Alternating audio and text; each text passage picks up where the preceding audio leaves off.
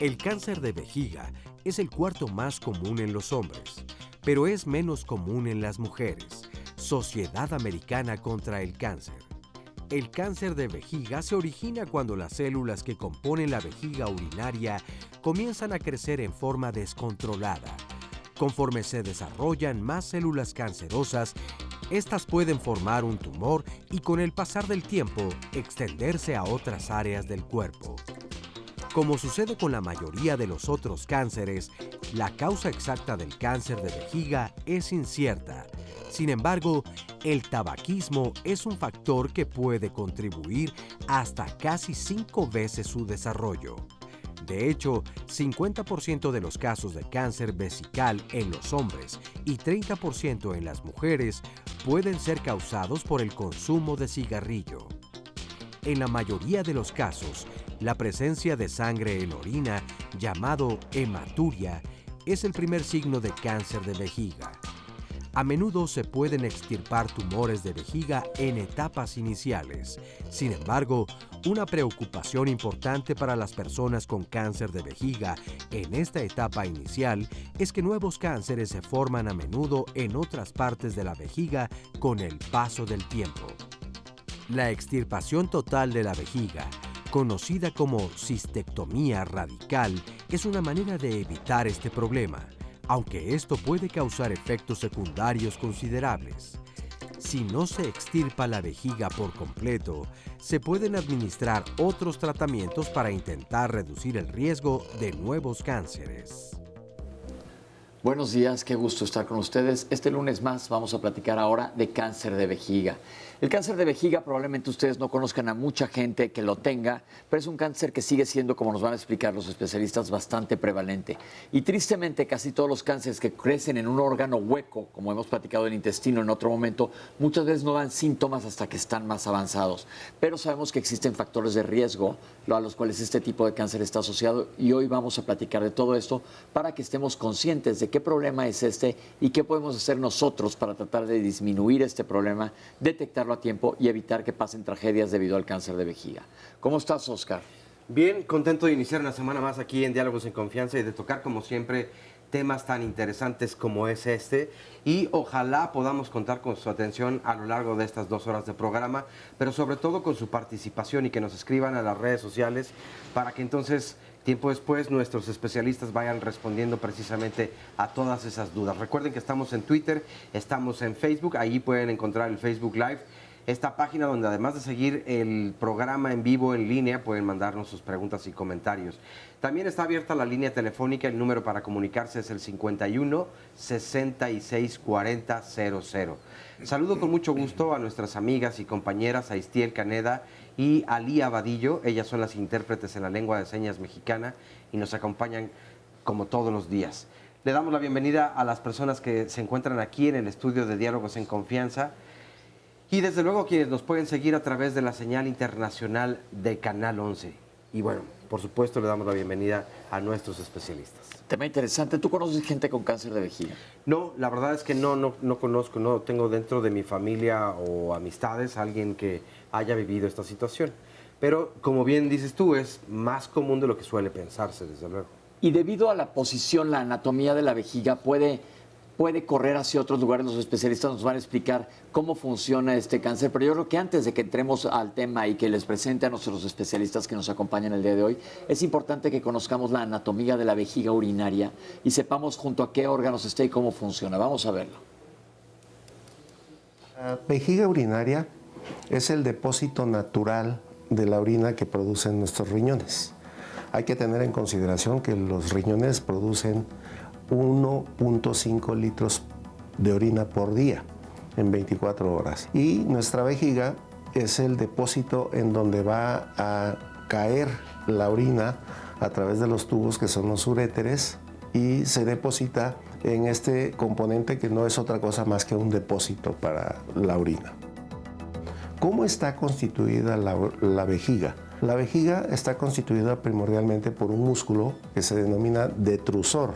Ese detrusor tiene 3 líneas o 3 capas de músculo situadas y distribuidas geográficamente distintos, 2 oblicuas y una que podemos observarlo en este modelo que tenemos aquí. Podemos ver que esto que es un cuarto de vejiga, y la vejiga va a estar constituida por un músculo en forma de un balón de fútbol esférico. La orina va a drenar de los riñones a través de estos dos tubos, que son los uréteres, desemboca en estos dos orificios, y al ser un músculo la vejiga, va, en la medida que va cayendo la orina, se va expandiendo, se va estirando el músculo hasta su máxima capacidad, hasta que por orden del cerebro se contrae, y entonces al contraerse el músculo detrusor vaciamos a través del conducto que es la uretra. Así está constituida nuestra vejiga. La capacidad natural que va a tener nuestra vejiga es de aproximadamente 500 centímetros cúbicos de orina. Sin embargo, en la medida que se va llenando nuestra vejiga, va a comenzar a tener una reacción en la medida que va cayendo más orina, y va a empezar a tener algo que nosotros conocemos como contracciones no inhibidas. Estas contracciones no inhibidas van a ser interpretadas por la vía neural, por el cerebro, como tengo ganas de orinar. Entonces, de manera regular, en cuanto nosotros tenemos 300 centímetros cúbicos de orina en vejiga, ya tenemos deseos de ir a orinar, a vaciar la orina que está en la vejiga. En la medida que va llenándose, 350, 400, 450, empieza ya esas contracciones no inhibidas a ser más frecuentes, y esto va a ser interpretado como una verdadera urgencia para ir a vaciar la orina que tenemos. Y en la medida que vamos, se contrae el músculo y vaciamos a través del conducto de la uretra. Bueno, ya entendimos perfectamente bien en esta cápsula cómo funciona la vejiga, y ya sabemos cómo es y qué es lo que retiene, que es la orina, y la va a expulsar. Les voy a presentar a nuestros especialistas que nos acompañan el día de hoy. Doctor Jesús Emanuel Rosas Nava, bienvenido de regreso. Muchas gracias. Urólogo y coordinador de la sección de laparoscopía urológica del Hospital General de México de la Secretaría de Salud. El doctor Samuel Rivera, oncólogo médico, bienvenido. Gracias. Expresidente de la Asociación Mexicana de Oncología e integrante del Cuerpo Médico del Centro Médico ABC. Doctor Roberto Cisneros Chávez, bienvenido. Gracias, buenos días. Cirujano urólogo, fellowship en cirugía robótica y mínima invasión, en el Hospital Ángeles Metropolitano. Y finalmente el doctor Mario Tellez Sánchez, bienvenido. Muchas gracias. Cirujano urólogo del Instituto Mexicano del Seguro Social, IMSS. Doctores, ¿por qué decía yo, en su opinión, que es importante conocer, en relación a lo que vamos a platicar, la anatomía de la vejiga? La anatomía de la vejiga es importante conocerla porque va a estar determinado ahí si el tumor invade una capa que llega a ser la muscular o la lámina propia. A ver, lo voy a ir interrumpiendo porque la Sí. gente no sabe qué son esto. Entonces, la vejiga tiene diferentes capas. Sí, lo mencionaron en el videíto, decían que tenía 3 capas, ¿no? La lámina propia, la muscular, y prácticamente se dividirían en 2 grandes ramas. Si invade la lámina, más bien, si invade la muscular es un peor pronóstico, hay que ser mucho más agresivos, y si no la invade es mucho más... No es más sencillo el tratamiento, pero no hay que ser tan agresivos para curar al paciente. Entonces, la anatomía de alrededor, ¿cómo cobra importancia? La anatomía de alrededor cobra importancia porque el tumor invade los órganos vecinos. Puede invadir el colon, puede invadir la pelvis, la pared del abdomen, y es ahí donde va cambiando el estadio o qué tan agresivo puede ser o qué tan buen pronóstico o mal pronóstico puede tener el paciente. Perfecto. ¿Y lo que se refiere el doctor es cómo crece un tumor y qué tanto invade? Pensemos que este cuarto es la vejiga. Si un tumor crece en esta pared y empieza a crecer hacia acá, pues no está invadiendo hacia las paredes de adentro. Pero si se va para atrás y rompe la pared y invade los pasillos de allá atrás, está invadiendo mucho más. Y esto es la importancia de la anatomía con la vejiga. ¿Qué cambios tiene la vejiga normalmente con el envejecimiento? Bueno, normalmente la vejiga va haciéndose un poco más pequeña, va teniendo menos capacidad, y muchas veces eso se manifiesta con estar yendo a orinar más frecuentemente. ¿Sí? Antes a lo mejor iban 4 veces al día, no iban en la noche, y ahora poco a poco empiezan a ir un poquito más frecuentemente a orinar, e incluso durante la noche esa capacidad que nos explicaban muy bien en el video va reduciéndose un poco, ¿sí? Y eso va manifestándose con la necesidad de ir a orinar. Además, algo importante de la anatomía es que precisamente al ser una cavidad es más raro que nos dé sintomatología, aunque no significa que no nos vaya a dar síntomas, ¿no? Y desgraciadamente, como también se comentaba en alguno de los clips, uno de los síntomas más frecuentes que llega a haber sangrado, muchas veces también no lo vemos. No es evidente a la hora de que va el paciente a orinar, sino que a la hora de que hacen algún estudio de rutina pueden llegar a encontrarlo. Perfecto, vamos a ver los tipos de cánceres que hay, vamos a regresar a ver por qué se forman y cuáles son los factores de riesgo. Aquí está la cápsula. Y hay que tener en consideración que desde el punto de vista histológico, es decir, en dónde se origina el cáncer, normalmente el 90% de los cánceres de vejiga son originados en la célula epitelial que recubre la parte interna de la vejiga. Se llama urotelio. Estas células están en la parte interna, desde las cavidades superiores del riñón, en donde ya drena la orina, los tubos que traen la orina de riñón a vejiga, la vejiga y parte del tubo a través del cual orinamos, que es la uretra. La parte interna de toda esta tubería, por decirlo normalmente, va a estar conformada por este tipo de célula que se denomina urotelio. 90% de los cánceres de vejiga son de este tipo desde el punto de vista histológico. Hay otro tipo de cáncer que es el tumor de células planas o células escamosas. Estas células escamosas se van a presentar en un 8% regularmente de los cánceres, y un 2% de los cánceres de vejiga son de tipo adenocarcinoma. Esto es un tipo de célula secretora que va a tener otro tipo de componente histológico, y es así como normalmente tenemos el 100% de los cánceres de vejiga. Doctores, ¿qué relevancia tiene conocer los diferentes tipos de cáncer? Bueno, una de las situaciones que hay que conocer, la mayor parte de las veces, como bien lo mencionó el doctor Rosas, es una cavidad. Entonces, muchas de las ocasiones los tumores crecen hacia la cavidad. Entonces, se denominan de tipo papilar, como se les denomina en la literatura.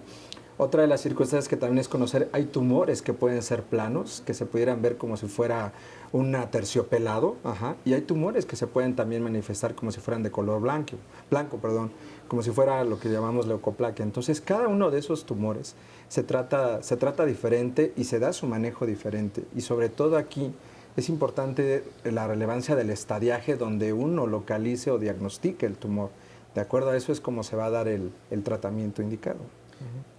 Algo importante aquí es precisamente lo que dice el doctor. Muchas de las veces estos pacientes que tienen lesiones papilares que crecen hacia adentro o a la luz de la vejiga, muchas de las veces infiltran menos que aquellos tumores que son más planos, como si fuera algodoncillo en la vejiga. Esos, por lo regular, como son planos, tienen una infiltración hacia las capas o las paredes laterales o externas mayor, y eso nos va a modificar el manejo precisamente que vamos a tener, porque el estadio en el cual o la localización en el grupo de pacientes que nosotros vamos a tener va a ser mayor. Ok. ¿No? Perfecto, esto me importa que les quede súper claro a toda la gente que nos está viendo. ¿Qué quiere decir que la vejiga sea una cavidad? Pensemos en, ya lo mencionaron en la cápsula, en una pelota de fútbol. Es una pelota redonda y pensemos que estamos adentro de la pelota. Si crece un cáncer en la pared, que es por adentro de la pelota, puede crecer hacia la luz de la pelota, es decir, hacia donde está el aire, hacia el centro de la pelota, y eso va a ser un tipo de tratamiento. Esto está creciendo hacia la luz. Pero como dijeron, si el cáncer no es como un arbustito, una verruga, algo que está creciendo hacia la luz y es algo plano, es factible que invada, como le expliqué aquí con el cuarto, hacia la pared de la pelota y hacia atrás, es decir, hacia donde esté el cuero, el lado donde pateamos. Y eso va a ser mucho más difícil y más peligroso para el paciente porque va a tender a invadir las estructuras vecinas y es mucho más agresivo. Esto es lo que quieren decir los doctores, por eso es importante que sepamos qué es lo que está pasando con cada uno de los pacientes. Ahora, hablemos de epidemiología. ¿Qué tan frecuente es el cáncer de vejiga? El cáncer de vejiga es un cáncer no tan frecuente. Dentro de los tumores que se originan en el tracto urogenital, corresponde al cuarto tumor que se desarrolla en esa zona. Pero si tomamos en cuenta todos los tumores, sobre todo pensando en la epidemiología que hay en nuestro país, más o menos dos cánceres de 100 cánceres que se originan son cánceres que se originan en la vejiga. O sea, esto más o menos va en alrededor del 2%.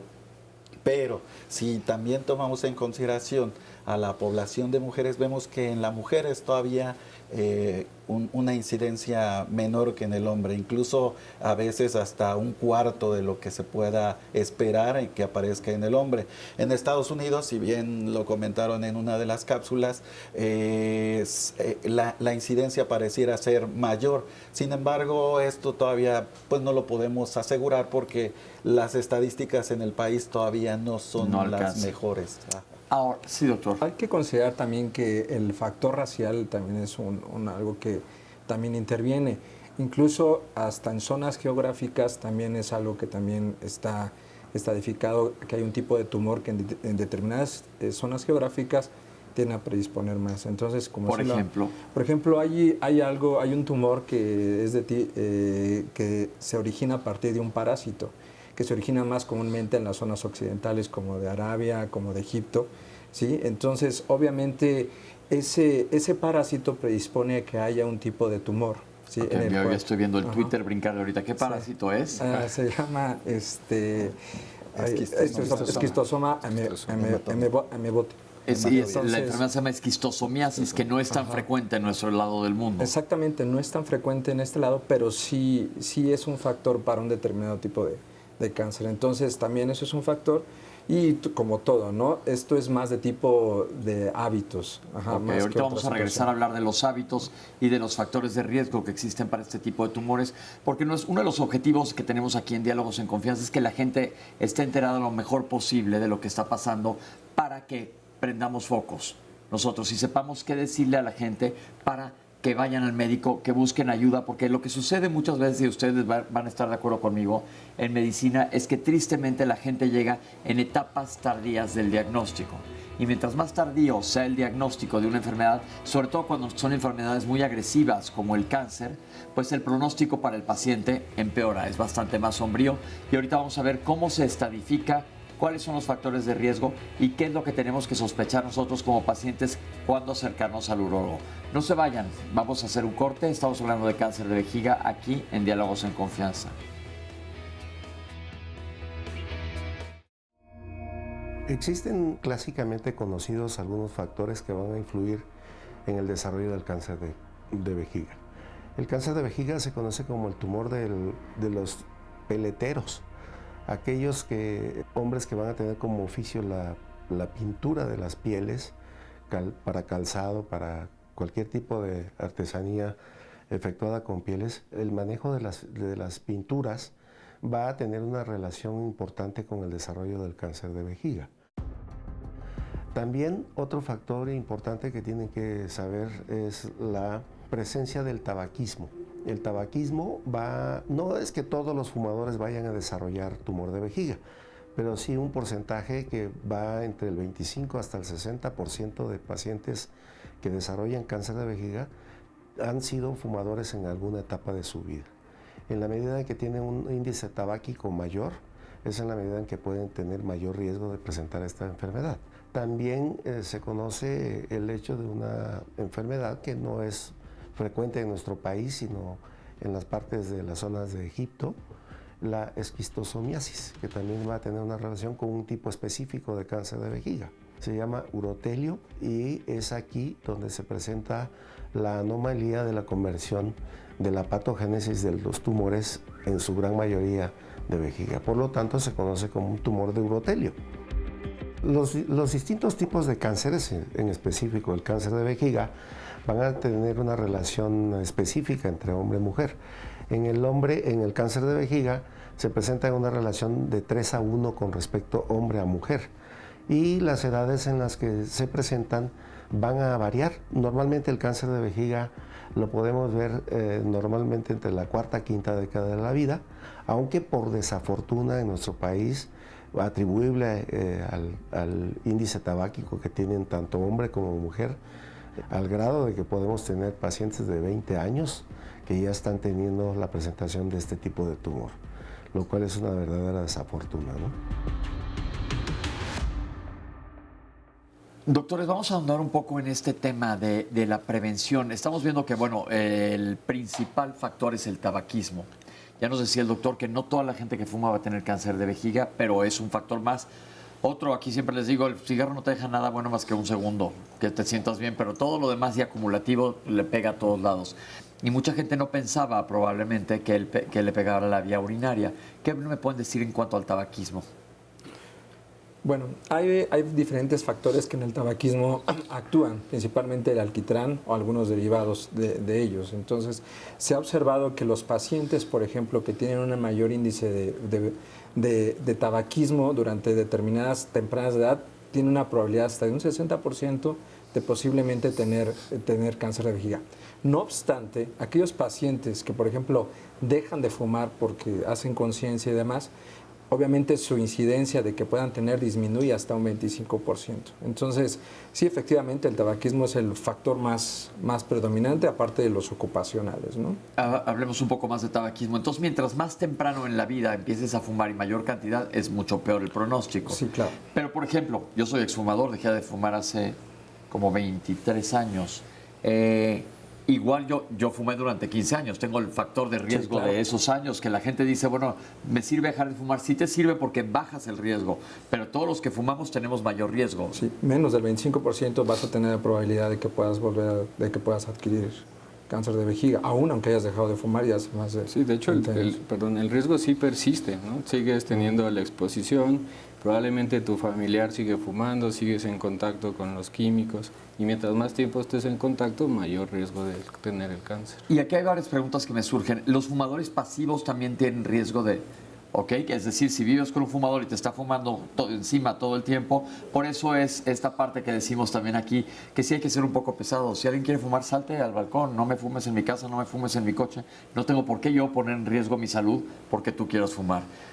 Antes eso era totalmente diferente, pero yo creo que eso es importante porque son acciones que sí podemos tomar nosotros y la gente que nos está viendo para disminuir nuestro riesgo. Sí, doctor. Y algo importante que está ocurriendo en nuestro país y bueno, en los países en vías de desarrollo es que el tabaquismo, pues contrario a lo que está ocurriendo en los países desarrollados, no ha tenido una disminución en su uso, sino que al contrario, por ejemplo, las mujeres cada vez están fumando más y esto pues también se va a ver reflejado en que haya no solo cáncer de pulmón, sino los otros cánceres que están asociados con el tabaquismo, que bueno, entre ellos son los de cabeza y cuello, el de páncreas y el de vejiga. Entonces es algo que tenemos que tener en consideración. Ahora, esto estamos hablando de tabaquismo de cigarros. ¿Qué hay con los puros, las pipas, los puritos estos? Todo afecta. Todo es tabaco y realmente todo es factor de riesgo. Inclusive la gente que mastica tabaco. Bueno, eso ya se supone que es para gente que quiere dejar de fumar y tienen menor cantidad de sustancias tóxicas. Y ahí es más riesgoso para la boca que para... Ok, perfecto. Y hay que considerar que el tabaco masticable va dirigido a disminuir la ansiedad por la falta de nicotina. O sea, prácticamente está enfocado a los niveles de mantener de nicotina, no de los otros 5,000 productos que tiene el tabaco y que obviamente son cancerígenos. Claro, porque hay mucha gente que tiene esta costumbre, no sé si han visto que traen una cosita de tabaco y como que se la meten. Disculpe. Sí, no es nada agradable, porque están escupiendo continuamente, pero este es un factor de riesgo. ¿Qué pasó, Oscar? Los beisbolistas también acostumbran masticar tabasco. Oye, nos dice... Tabaco, no tabasco. Malú Castillo, ¿se puede prevenir este tipo de cáncer? Klaus Salcedo nos dice, ¿qué síntomas da?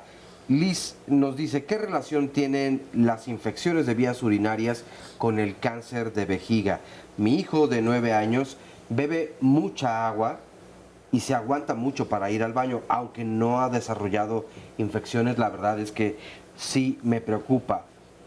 Elida Ruiz de la Peña nos dice, ¿tiene que ver con el sistema inmunológico bajo?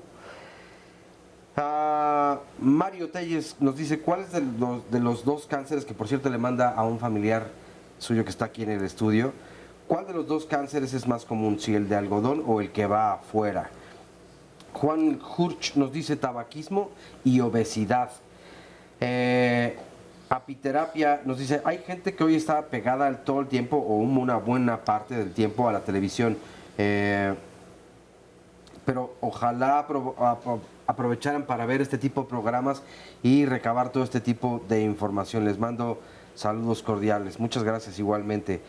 Los vaporizadores, nos pregunta Mario Telles, de sabores también afectan.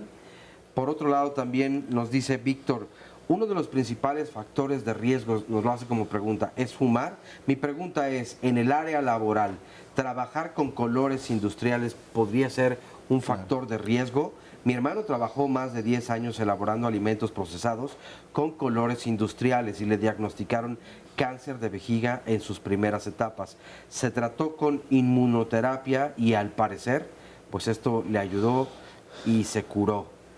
Y esas son parte de las preguntas y comentarios. Recuerden que todas sus preguntas las vamos a contestar en el bloque 6, a menos que salgan durante la conversación, pero aquí las estoy anotando todas para que estén pendientes de cuando salga. Pero hablamos ahorita únicamente del tabaquismo y vamos a seguir entonces con otros factores de riesgo. Ya hay duda y se comentó también durante la cápsula que algunos tintes y colorantes artificiales. Doctor, ¿algo querías comentar sobre esto? Sí, de hecho se ha asociado mucho a componentes o cuando están en contacto con el humo negro, petróleo, carbón. Hemos visto también pacientes que se dedican a pintar paredes, que trabajan en fábricas donde hacen pinturas y esto ha sido un factor de riesgo para estos pacientes. Y también llama la atención en las preguntas por decir, mencionan algo de genética o si hay una predisposición familiar. Hay un síndrome de polipomatosis que también puede favorecer a esto y también algunos otros tipos de tratamientos como quimioterapia o inclusive también se ha mencionado que puede ser otro factor de riesgo para esto, una delección del cromosoma, que todo esto está asociado a todo el tabaquismo, los químicos, todo esto que es lo que condiciona la delección de un cromosoma que favorece que la célula se replique demasiado. Explicar esto. Una delección de un cromosoma es que el cromosoma altere una parte de su cromosoma, entonces la expresión de ese cromosoma va a ser alterada y por lo tanto va a llevar a esto. Pero quiero barajear lentamente. Ya dejamos el tabaquismo, ya está perfectamente claro. ¿Qué colorantes y qué precauciones pueden tener las personas que trabajan con colorantes? Una situación, los derivados de anilinas principalmente. Anilinas. Anilinas. Anteriormente había el calzado, anteriormente ya hoy en la actualidad ya hay más tecnología en cuanto a la industria textil, pero anteriormente el derivado de anilinas a veces se podía absorber por vía cutánea y era un posible factor también para que ante se mojara el colorante lo pudiera absorber también el paciente. Ahora ya en la actualidad, pues, pero sigue siendo, por ejemplo, un factor importante de aquellos que trabajan en la industria textil. Otro factor importante también es la industria metalúrgica.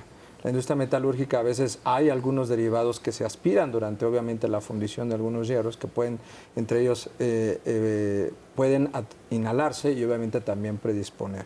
No significa que todos estos pacientes vayan a tener, pero es una predisposición. Hojalatería y pintura, por ejemplo, aquellos que se dedican a pintar coches y demás, aunque la industria automotriz ya tiene ciertas calidades para purificar el aire y demás, y ahora existe la automatización. Sin embargo, aquellos que, por ejemplo, de manera directa inhalan algún tipo de pintura al estar haciendo el pintado del auto, pues también es otro factor. Incluso a veces también algunos, no todos, mecánicos que están en contacto también con los aceites, como lo mencionó el doctor, o derivados de petroquímica, también es otro factor. Entonces, pero como lo mencionamos, no significa que esos pacientes vayan a tener... Pero son factores de riesgo. Yo me pregunto si las compañías grandes, por ejemplo, las que hacen pinturas y demás, ellos seguramente tienen precauciones de usar guantes, usar máscaras a la gente que está expuesto. Extractores. Pero mi mente me lleva ahorita a talleres de hojalatería y pintura que vemos por todos lados. ¿Qué precauciones deberían de tomar estas personas? Ojo, no queremos crear pánico, nada más estamos diciendo que son factores de riesgo, como la obesidad es un factor de riesgo para muchísimas cosas, pero ¿qué precauciones podría tomar alguien que a lo mejor no trabaja en una industria perfectamente establecida en donde tomen precauciones? Fíjate, y aquí hay un comentario que creo que podría abonar a toda esta parte para no provocar un pánico en realidad, pero tener la información correcta. Nos dice de apiterapia. Bueno, he tenido presente pacientes que trabajaban en el campo tuvieron contacto con pesticidas y la población no sabe que varias marcas de panecillos, en fin, y refrescos, la mayoría de las chatarras contienen amarillo 5, azul 1, rojo 40 y son cancerígenos y nos están causando enfermedades y hay que cuidar a nuestros hijos e hijas y a la población en general. Pero ahí tampoco queremos crear un pánico. ¿Estamos seguros que estas que están en la industria alimentaria causan cáncer? ¿De dónde sacaste tu información? Porque normalmente para que algo vaya a dar a un alimento tiene que estar súper checado y aprobado. Entonces tampoco basarnos a lo mejor en cosas que no estén basadas en evidencia, porque si no lo único que causamos es un pánico. Y curiosamente, o sea, los pesticidas no es un factor, ¿eh? O Ahí sea, está. Entonces, los pesticidas en cáncer de vejiga no es un factor. No es algo que esté Tiene que ver definido, con otra es cosa. más ocupacional. Y volviendo a lo que, retomando de hojalatería, o sea, también hay que considerar que la mayoría de estos establecimientos son un espacio abierto. Entonces, también obviamente el riesgo de que lo inhales de manera directa pues es menor, porque obviamente estás ante un espacio abierto. Y obviamente pues tomar todas las precauciones, o sea, a lo mejor usar una mascarilla con un determinado filtro, usar algún determinado tipo de, primero aplican ellos un primer y después aplican una segunda capa. Entonces, a lo mejor turnarse en cada uno en el establecimiento en aplicar y no estar constantemente una sola persona en contacto directo con él. Eso es sobre todo a todas ustedes, personas conocen a lo mejor a alguien que trabaje en esto o tú trabajas en esto. Como dice el doctor, cuídate, hazlo en espacios abiertos, retírate un rato y utiliza máscaras protectoras para que no estés en contacto. Ahora sí, la genética, ¿qué tanto influye la genética? Antes de entrar a la genética, porque realmente no es una carga tan importante, es una de las cosas menos comunes en cáncer de vejiga, y yo creo que antes de eso me gustaría entrar un poco en otro punto bien importante, que es un factor de riesgo, que es la radiación al hueco pélvico.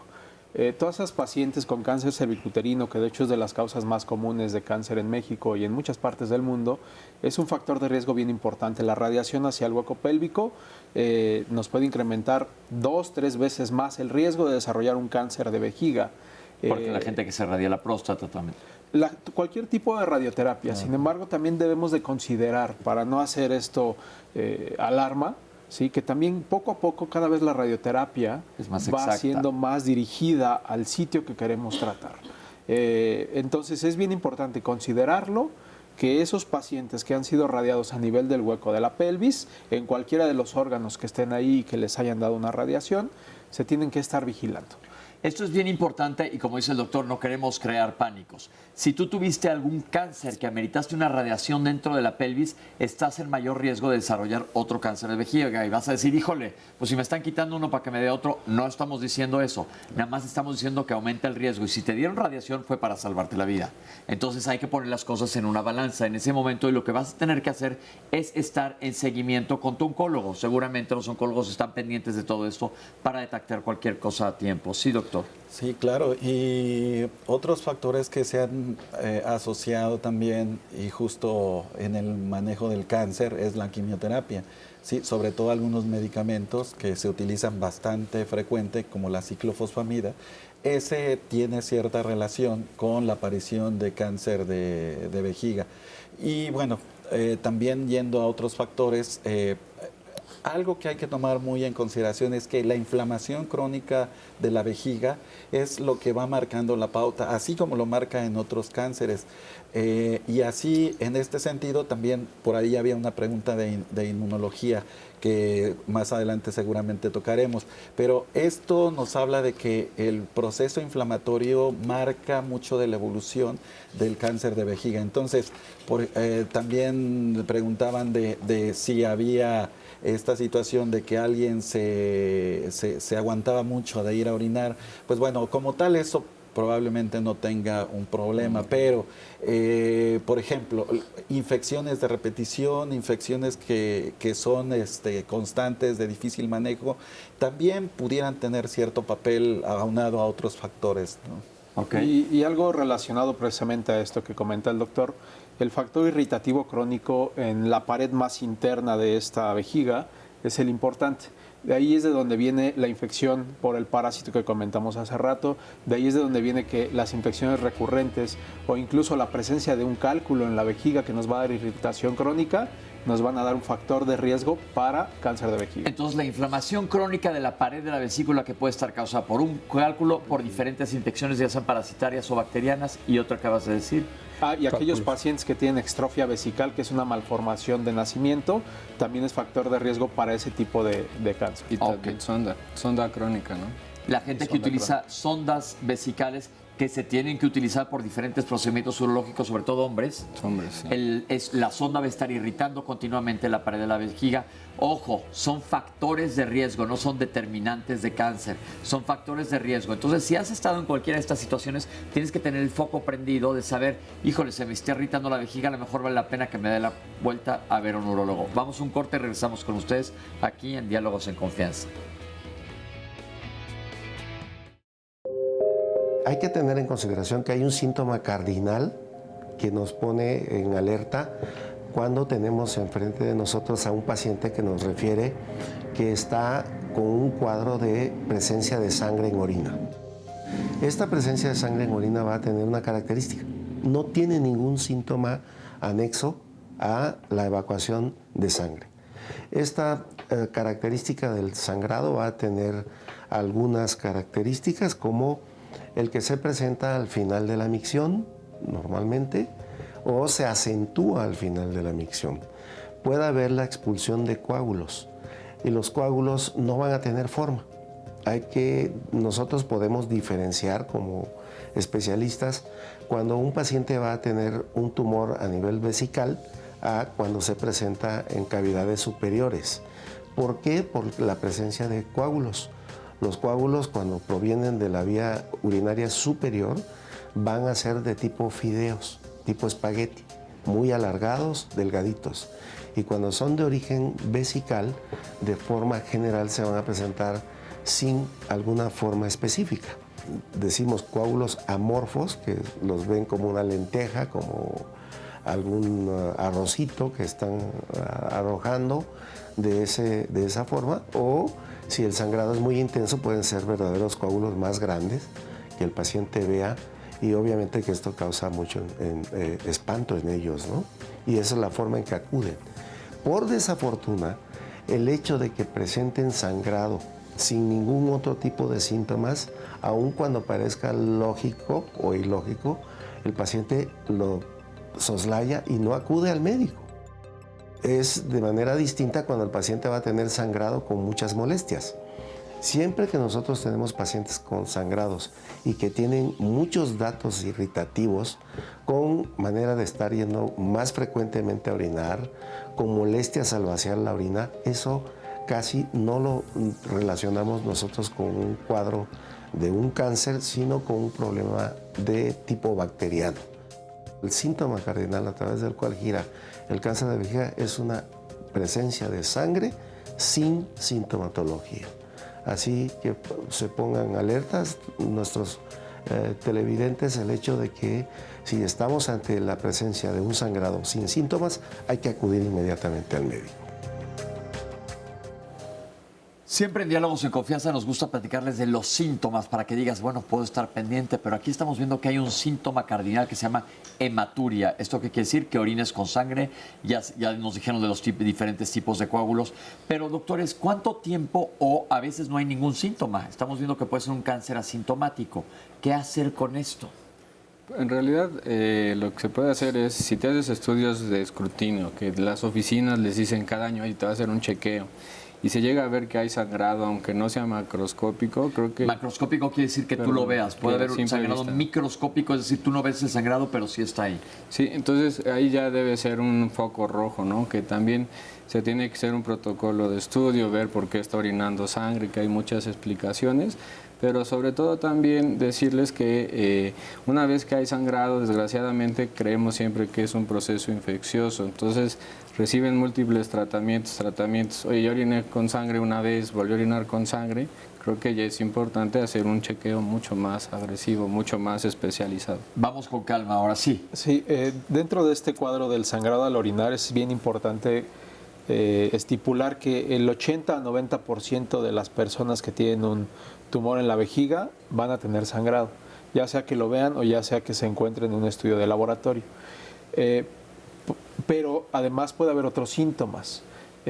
Desgraciadamente ese porcentaje de gente que tiene síntomas agregados al sangrado va alrededor del 20%, ¿sí? Que son como si tuvieras una infección urinaria, y por eso muchas veces les dan diversos esquemas de antibiótico pensando que puedan tener una resolución de los síntomas, y lo único que se hace es que se prolonga, ¿no? Ahora, con respecto a esos síntomas, es muy común que tengan deseo de estar yendo a orinar frecuentemente, que tengan urgencia para llegar a orinar e incluso que puedan tener alguna fuga de orina, ¿sí? Y que les arda al orinar. Entonces, ese grupo de 20% de pacientes son los que generalmente van a acudir con nosotros de entrada. Los otros pueden pasar más tiempo antes de acudir a una valoración. Y la otra cosa importante también a comentar es que todo sangrado en vía urinaria se debe de estudiar, aunque no todo sangrado de vía urinaria es igual a cáncer de vejiga. Yo creo que eso es bien importante, pero como dice el doctor, hay que checar los síntomas, porque todos los síntomas que acaba de decir pueden ser síntomas causados por otra situación en las vías urinarias, como una infección de vías urinarias, que sobre todo en mujeres es muy común. Ya hablamos que aquí es más frecuente en hombres, pero las mujeres también lo pueden tener. Entonces, si tienes... ¿qué edad sería ideal para hacerse un examen general de orina? ¿A qué edad da este cáncer? Escuchamos que hay gente que le da muy joven. Bueno, pues sí, yo desde los 40 años sería una buena edad. A los 40 años hacerse un examen general de orina, que es muy sencillo. Tienes que llevar tu orina de la mañana y ahí van a ver el color, si hay células, si no hay células, si tiene filamento. Muchas cosas van a revisar en el laboratorio y si hay sangre microscópica. El doctor ya dijo, macroscópica es cuando tú ves sangre, ahí no hay vuelta de hoja. Claro. Pero microscópica es que a veces puedes estar sangrando en muy poquita cantidad y no lo ves. Entonces, si tienes esto, lo importante es que acudan al urólogo. Otra cosa que es, retomando lo que también comentaba el doctor Rosas, es importante, hay factores que también hacen que haya sangrado en la orina, que tú lo veas, vas al baño y ves la orina y con sangre y te alarma. A veces puedes estar cursando con un cuadro de cálculos, piedras, y que a lo mejor son asintomáticas y que obviamente no precisamente tienes cáncer. O sea, siempre es importante indagar en qué tipo de hematuria estás tratando.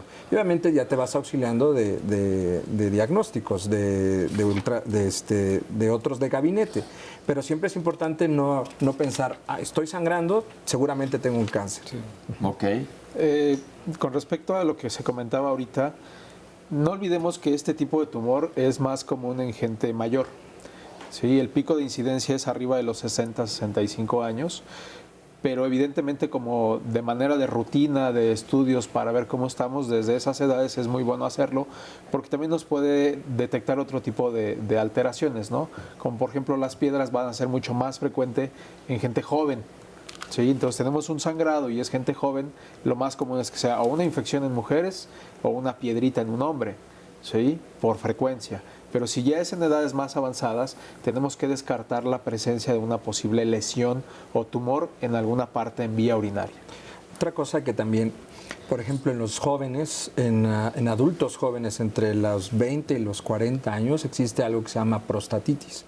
En los hombres, y obviamente también en ocasiones es inflamación de la próstata. No necesariamente está crecida la próstata, sino es una inflamación secundaria a una infección de vías urinarias y que a veces puede ocasionar que haya sangrado evidente al ir a la orinar y no necesariamente tienes cáncer, ¿no? Entonces, también es muy importante, como lo mencionó el doctor, o sea, si ya consecuentemente estás viendo que hay sangrado en tu orina, pues ya mejor acude con un especialista para que pues obviamente descartes cuál es la causa, ¿no? El punto clave con la gente que nos está viendo es qué pueden hacer ustedes. Bueno, si saben que tienen factores de riesgo, acudir a hacerse un examen general de orina para ver que no haya nada. 2, si sangras, tienes que ir al urólogo. Lo más factible es que no sea cáncer, pero el urólogo va a saber, en base a tus síntomas, a tu historia y a la exploración que él te haga, va a decir, lo más factible es que sea una infección de vías urinarias, porque en el examen general de orina también te va a dar otros datos de que hay infección de vías urinarias. A lo mejor te va a pedir un cultivo para descartar y se te va a tratar y se acabó el problema. O va a decir, híjole, a lo mejor encuentro algunos hallazgos en la exploración física que me dicen que puede que seas alguien que tiene piedras y entonces lo más factible es que sea una piedra, etcétera. Se llama esto el diagnóstico diferencial, saber por qué camino irse. Y el urólogo va a decir, aquí ya no me late, aquí a lo mejor tengo que hacer otros estudios más que ahorita les vamos a enseñar más adelante para investigar si esto es un posible cáncer de vejiga y detectarlo lo más pronto posible. Oscar, ¿tienes llamadas? Más llamadas y comentarios. Hay algunos que se van a repetir porque empiezan a ver el programa un poco más tarde, pero bueno, los vamos, recuerden, a responder en el sexto bloque. Virginia nos dice, yo tengo 3 años con mi esposo y hace 2 sale mucho a orinar, incluso no se aguanta mucho y podría orinarse de aguantarse. Víctor Hernández, este ya es un tema distinto, pero de todos modos lo vamos a atender. Un comentario aquí en San Luis Potosí. Ya no se ve el canal del Politécnico, retiraron la señal y me gustan los comentarios. ¿Qué se podría hacer? Bueno, pues lo vamos a tomar en cuenta, Víctor, y ojalá muy pronto se restablezca la señal del 11. Y lo puedes ver en Facebook Live. Eso sí, aquí en la página de Facebook de Diálogos en Confianza puedes seguir y recomendarle a todas las personas que sigan el programa a través de esta forma. Nos dice también Irene Rams, ¿cómo influye la alimentación rica en antioxidantes en la recuperación de una persona con cáncer?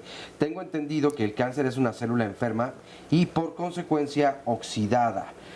Carlos Rodríguez, los insecticidas para mosquitos, ¿qué tan cancerígenos resultan en la vida del ser humano? Alfredo Pérez, ¿qué tal o qué tanto afecta a las personas que se drogan con cristal, esta droga moderna? Malú Castillo, de niños jugábamos con anilina para pintar huesitos, flores y hojas para manualidades escolares. ¿Eso sería como el tabaco? Mi nombre es Malú, nos dice, gracias por todo. ¿Cuáles son los cuidados y cuánto tiempo es recomendable checarse si se ha recibido una radioterapia para un cáncer cérvico uterino? Nos dice Luz Sandis, saludos desde Chicago. Mi tío tuvo cáncer de próstata y empezó a sangrar al orinar hasta que después ya no podía orinar y solo sangraba. Está en el hospital y le pusieron sonda para sacarle la orina, que fue casi 1,5 litros. Mi cuestión es, puede que se le haga metástasis en la vejiga. ¿Cuáles podrían ser estos síntomas? Nos dicen también en llamadas telefónicas, esta llamada que es de, bueno, se está terminando de actualizar, pero la señora García, tengo 77 años. Desde hace 15, cuando hago estudios de laboratorio, me dicen que la orina tiene sangre. El nefrólogo me dice que no tengo nada, pero ¿qué más puedo hacer entonces? ¿Qué tanto podría afectarme?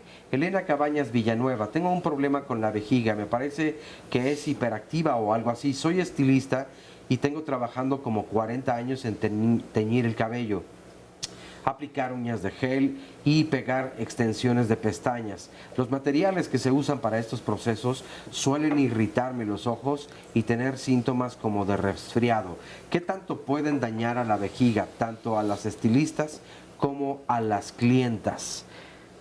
Esta otra llamada de María Elena Cisneros. ¿Existe algún riesgo de padecer este tipo de cáncer para los artistas que utilizan pinturas al óleo y solventes? Lucía Ailuardo. Mi esposo tuvo cáncer de vejiga, es un padecimiento terrible. Él nunca fue fumador, pero fue fumador pasivo en el banco en el que trabajó durante 40 años. Eso le provocó el cáncer 15 años después de que dejó de laborar. Este cáncer es recurrente y las pérdidas de sangre por la orina son espantosas. Es algo verdaderamente de terror.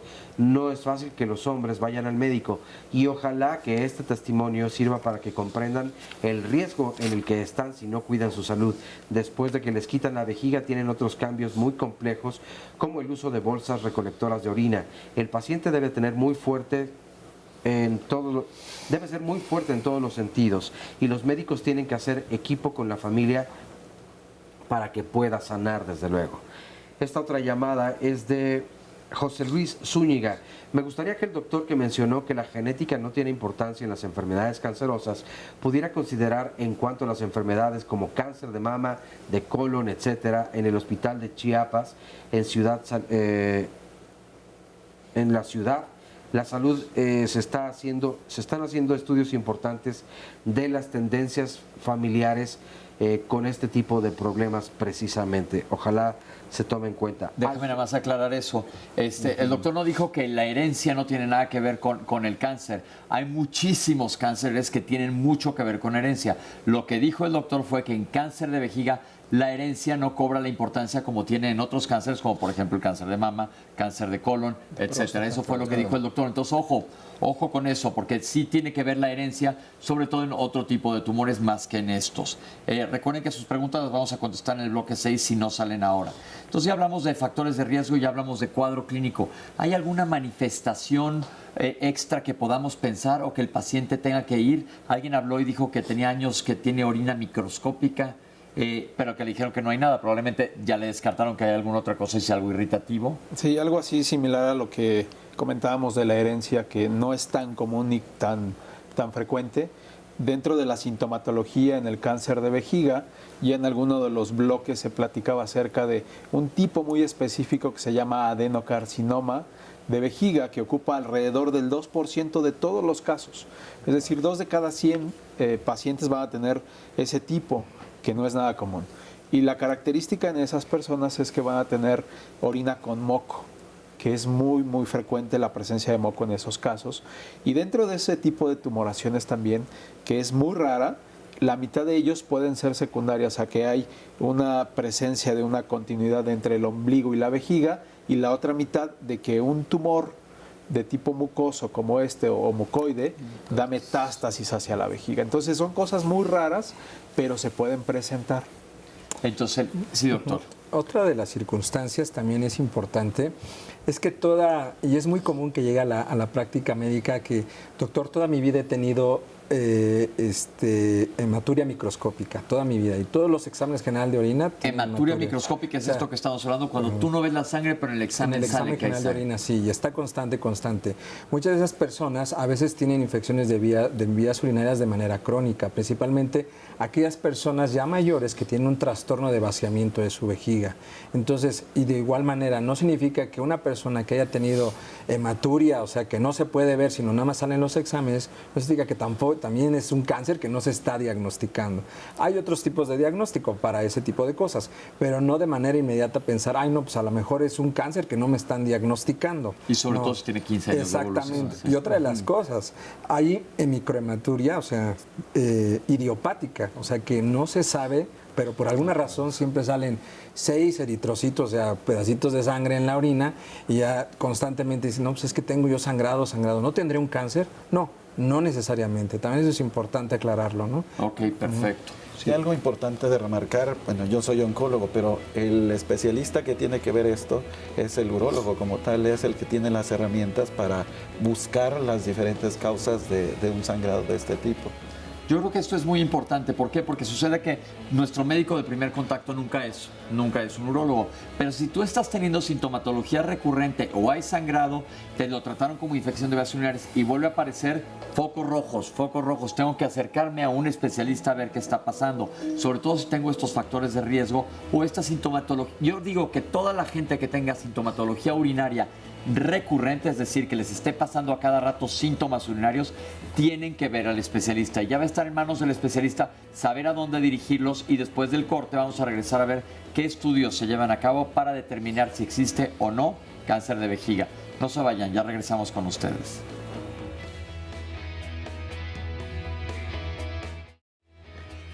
Estamos de vuelta aquí en Diálogos en Confianza. Todos los martes los temas son de familia y mañana tocaremos uno que es o cada vez va cobrando más importancia. Vamos a hablar acerca de las herramientas para manejar el estrés en los niños y adolescentes. Si tú regresaras a esta etapa o los recuerdos de esta etapa, ¿qué factores te estresaban? ¿Lo recuerdas bien? Porque la verdad es que la vida va cambiando y creo que cada vez hay más factores de estrés, o incluso cada vez a edades más tempranas precisamente se descubre este tipo de situaciones. ¿Pero a qué se deben?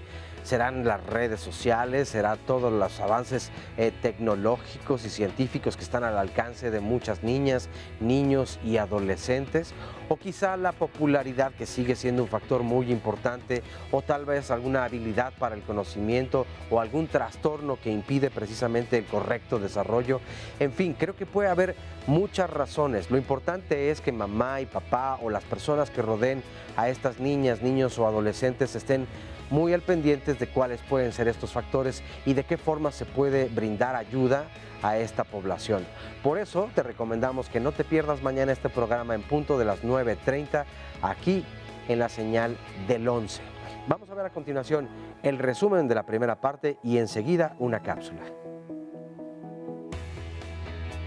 Precisamente al ser una cavidad es más raro que nos dé sintomatología. Uno de los síntomas más frecuentes que llega a haber sangrado muchas veces también no lo vemos. es una cavidad, entonces muchas de las ocasiones los tumores crecen hacia la cavidad, entonces se denominan de tipo papilar, como se les denomina en la literatura. Otra de las circunstancias que también es conocer, hay tumores que pueden ser planos, que se pudieran ver como si fuera un aterciopelado. Si también tomamos en consideración a la población de mujeres, vemos que en la mujer es todavía una incidencia menor que en el hombre. Incluso hasta en zonas geográficas también es algo que también está estadificado, que hay un tipo de tumor que en determinadas zonas geográficas tiende a predisponer más. Entonces, aquellos pacientes que, por ejemplo, dejan de fumar porque hacen conciencia y demás, obviamente su incidencia de que puedan tener disminuye hasta un 25%. Entonces, sí, efectivamente, el tabaquismo es el factor más predominante, aparte de los ocupacionales, ¿no? ¿No? Sigues teniendo la exposición, probablemente tu familiar sigue fumando, sigues en contacto con los químicos y mientras más tiempo estés en contacto, mayor riesgo de tener el cáncer. Y algo importante que está ocurriendo en nuestro país y bueno, en los países en vías de desarrollo es que el tabaquismo, pues contrario a lo que está ocurriendo en los países desarrollados, no ha tenido una disminución en su uso, sino que al contrario, por ejemplo, las mujeres cada vez están fumando más y esto pues también se va a ver reflejado en que haya no solo cáncer de pulmón, sino los otros cánceres que están asociados con el tabaquismo. Hay un síndrome de polipomatosis que también puede favorecer a esto y también algunos otros tipos de tratamientos como quimioterapia, que puede ser otro factor de riesgo para esto, una deleción del cromosoma, que todo esto está asociado a todo el tabaquismo, los químicos, todo.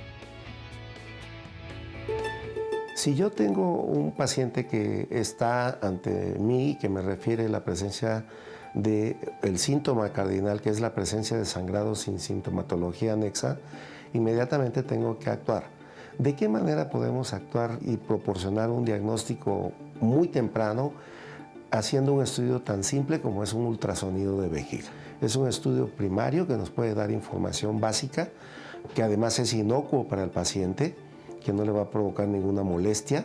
Si por alguna razón con el ultrasonido yo obtengo información de alguna masa ocupativa dentro de la vejiga, ya tengo mi diagnóstico inicial y por lo tanto a ese paciente tengo que hacerle algún otro tipo de prueba.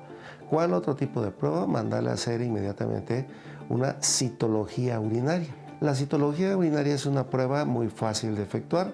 El paciente tiene que ir al laboratorio, no con la primera emisión de orina, sino con la segunda. Regularmente él tiene que orinar al levantarse y acudir al laboratorio para emitir o dejar una muestra de orina de la segunda micción. Y en el laboratorio se encargarán de ver, después de centrifugar la orina, ver al microscopio y ver si existe o no la presencia de algo que nos sugiera cáncer. Un tercer estudio que nos puede proporcionar de manera fácil, rápida y además nos va a servir ya para algún otro tipo de ir sabiendo si el tumor únicamente está dentro de vejiga o en alguna otra parte del cuerpo, es la tomografía helicoidal de abdomen y pelvis. Este estudio con contraste nos puede dar una información muy fidedigna de varias situaciones que nosotros debemos de conocer.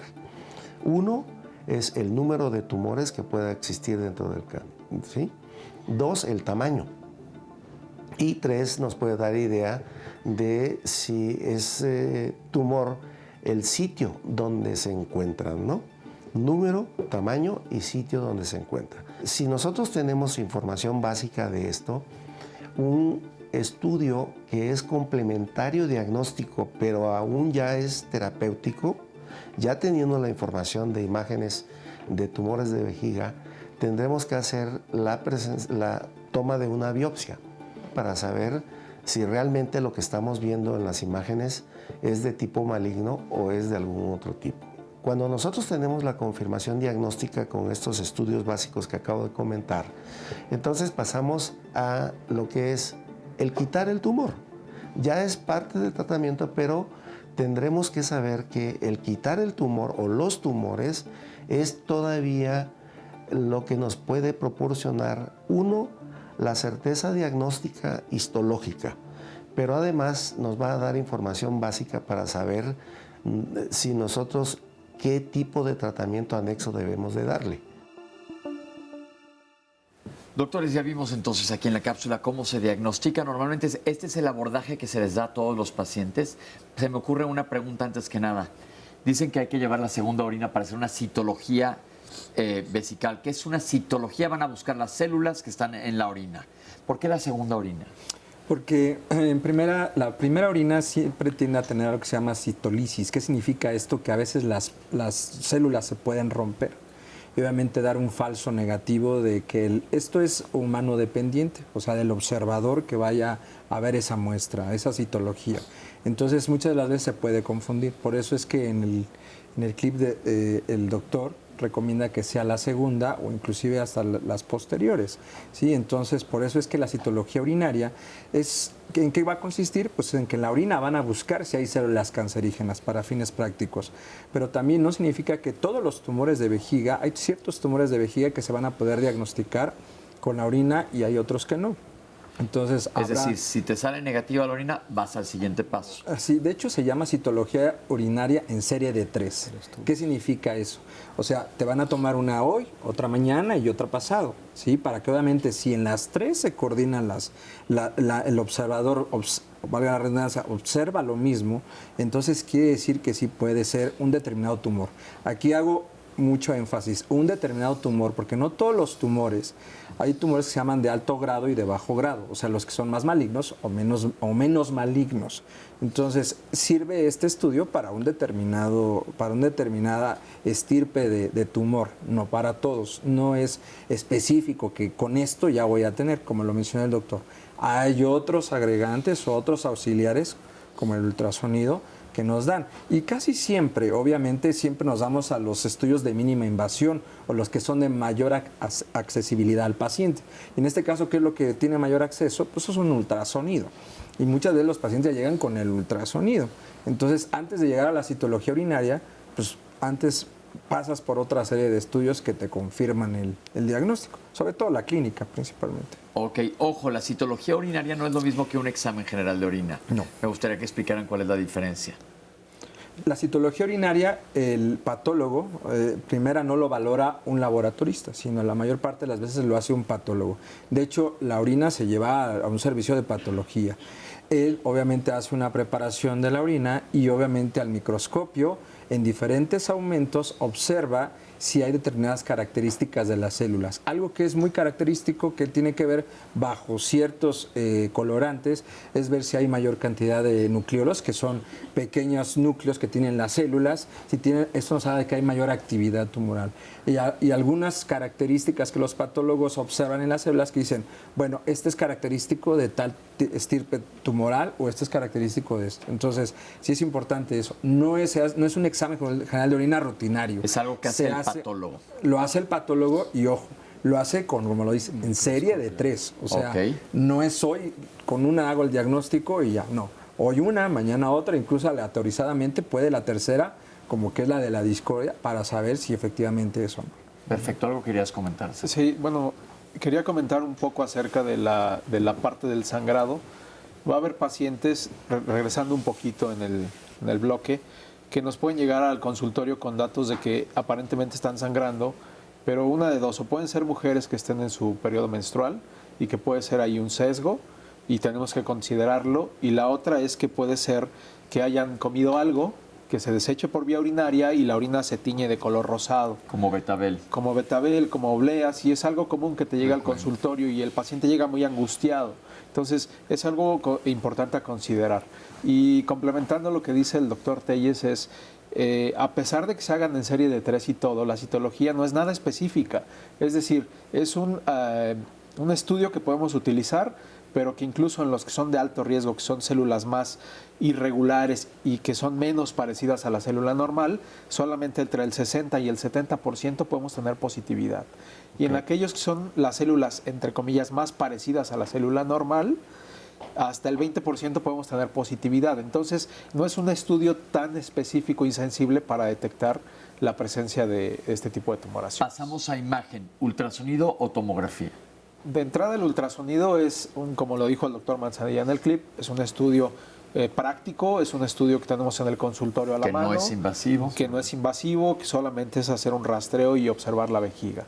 Y nos puede dar imágenes muy bonitas como las que vimos ahorita en el clip, que son ese crecimiento, ¿sí? En toda la vejiga que se ve negra porque está llena de orina, se ven unas zonas más blancuzcas que son las partes del tumor que está creciendo hacia adentro de la vejiga. Entonces el ultrasonido es un muy buen estudio de entrada, sin embargo, la tomografía nos va a definir la presencia de algunas otras cosas, como por ejemplo que tanto está creciendo, sí hacia adentro, pero también hacia afuera, la presencia de ganglios, es decir, que ese tumor ya esté creciendo un poco más y esté invadiendo los ganglios regionales en la parte de la pelvis, o la presencia de alguna otra cuestión metastásica, que se sale el tumor de la vejiga, o incluso en aquellos pacientes que pueden llegar a tener, decía el doctor hace un par de clips, que el recubrimiento de la vejiga va desde la punta del riñón, ¿sí? De los cuartitos que están dentro del riñón, que son 3, hasta la parte de la uretra. Entonces podemos tener un paciente que tenga un tumorcito en la vejiga y que tenga un implante arriba, o al revés. Allá arriba y que baje. Entonces eso te va a permitir ver qué tan extenso está. Metástasis quiere decir que ya se salió del lugar original donde empezó ese tumor. Pensemos en que yo tengo un jardín y me sale una mata que no quiero. Esa mata, si esa mata echa esporas o semillas y va a caer a otro lado de mi jardín, ahí va a salir otra mata. Eso es una metástasis. Ya no es la primaria, sino tengo una secundaria por ese lado. O esa mata crece y invade las demás flores que tengo en mi parcelita ahí. Esos son metástasis regionales y las otras son a distancias. Ahora, doctores, vamos a pasar ahora sí a sala. ¿Cómo revisan ustedes la vejiga? Ya vimos ahí unos ejemplos con dibujos. ¿Nos podrían hablar más de este estudio? Más que estudio, ¿es un procedimiento terapéutico? En realidad la exploración de la vejiga se hace ya en el quirófano. Cuando ya decides meterlo, hacer una cistoscopía o vas a entrar a resecar el tumor, ahí es donde lo checas. Porque, bueno, yo volviendo a los estudios pensaría más bien la tomografía como primer punto, porque también un tumor renal te puede dar sangre en la orina y entonces te va a ayudar a estadificar, te va a ayudar a ver de dónde viene y ya después a la exploración en el quirófano, bueno, haces la palpación bimanual, te va a dar una idea si invade matriz o si canal vaginal o hacia el recto y qué tan avanzado o hasta dónde está. La exploración en quirófano con una cistoscopía, ¿podrían explicar lo que es? No se tiene que abrir a la persona. No, la cistoscopía consiste en, es un procedimiento endoscópico, como lo dicen, no invasivo, o sea, no se abre al paciente, sino obviamente bajo una sedación anestésica y en un quirófano bajo todas las condiciones de asepsia, o sea, de higiene, se introduce por el pene por la uretra en la mujer, ¿sí? Un aparato, ¿sí? Hacia lo que es todo el trayecto de la uretra y se llega hasta la vejiga y se observa como si fuera una endoscopía. Lo que vimos ahorita en la cápsula. Así es, y se llega hasta la vejiga y se observa todo el trayecto del conducto, la próstata, obviamente, hasta llegar al hueco, como llegar a un tinaco, por así decirlo, por dentro, y observas, tenemos la peculiaridad de que podemos observar todos los ángulos de ese hueco y estar viendo detalladamente cuáles son los puntos de sospecha de una posible tumoración. Puede ser desde un arbustito, como tú lo mencionabas, puede ser como si fuera un aterciopelado, o puede ser como si fuera algodoncillo, como lo mencionaba el doctor. Y ahí es posible tomar biopsias. Claro. En ese momento, supongamos que quiero que ejemplifiquemos que esto es un firme y abajo está el cemento. Y abajo de ese cemento está la tierra. Entonces, lo ideal es tomar una biopsia, pero no solamente lo superficial, sino lo ideal es tomar hasta abajo en el firme. ¿Por qué? Porque hay algo que se llama muscular, lo que mencionaba el doctor, el detrusor. Si yo en el firme agarro no solamente el mosaico, no solamente el cemento, sino también el firme de la tierra, voy a poder estadificar yo mejor hasta dónde se pudo penetrar ese tumor. Entonces, de ser una cistoscopía, ya se convierte en una resección, que puede ser diagnóstico, terapéutico en ese momento. Esto es muy importante, quiere decir que puede servirte para ver qué tipo de tumor tienes, darte un diagnóstico o inclusive va para afuera de una vez si está lo suficientemente pequeño. Lo diagnosticas también. Se lo mandas al patólogo y determinado tiempo él te va a responder, ¿sabes qué? el tumor sí invadió nada más el piso, el mosaico, se fue hasta el firme o se fue hasta la tierra. Y de acuerdo a eso, es como tú vas a saber qué tipo de tratamiento es el que hay que dar. Ok, pero ¿puede ser ese ya el tratamiento? Quitar, por ejemplo, un pólipo vesical y se acabó el problema. Dependiendo cómo el patólogo que te diga. Pero puede llegar a ser a que nada más esté sí. localizado ahí. Puede ser que nada más después lo tengas como vigilancia. Vigilancia después. Este es uno, aparte de diagnóstico, ya estamos hablando de tratamiento. Ya estamos empezando a hablar de tratamiento. Todavía nos quedan 2 cápsulas más para hablar de tratamiento. Y lo vamos a hacer ahorita que regresemos de este corte. Pero lo importante es que sepan que sigue un caminito el estudio de una persona que se le encontró sangrado microscópico o que observa sangrado macroscópico, es decir, que sí lo veas tú cuando vas al baño. Ya dijeron los diferentes tipos de coágulos que puedes presentar. Si tienes esto, el urólogo te va a abordar como nos lo acaban de platicar los doctores, y ahorita vamos a regresar a ver, cuando ya sabemos qué tienes, qué es lo que se va a hacer para llevar a cabo un tratamiento. No se vayan.